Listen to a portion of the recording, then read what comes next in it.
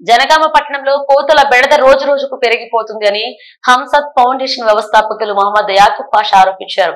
ఈ సందర్భంగా జనగామ జిల్లా కేంద్రంలో మీడియాతో మాట్లాడుతూ కోతులు కుక్కల బారి నుండి ప్రజల్ని రక్షించాలని కోరారు.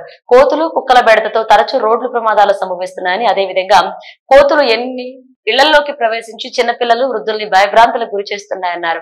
అధికారులు వెంటనే స్పందించి రోడ్లపై కుక్కలు స్వైర విహారాన్ని నివారించి కోతుల బెడద లేకుండా చర్యలు చేపట్టాలని ఈ సందర్భంగా విజ్ఞప్తి చేశారు.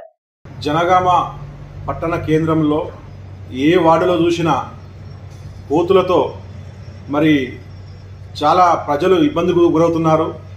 ఆ కోతులు ఒకేసారి ముక్కుముడిగా వందల సంఖ్యలో ఇండ్ల మీదకి రావడంతో మరి అక్కడ ఉన్న వృద్ధులకు కానీ చిన్నపిల్లలకు కానీ చాలా ఇబ్బంది గురవుతున్నారు. వారు ఇంట్లోకి వెళ్ళి బయటికి వెళ్ళాలి, అడుగు వేయాలంటే మరి భయభ్రాంతులకు గురవుతున్నారు. మరి అలాగే మళ్ళా వీధిలోకి వచ్చినాక వీధి కుక్కలు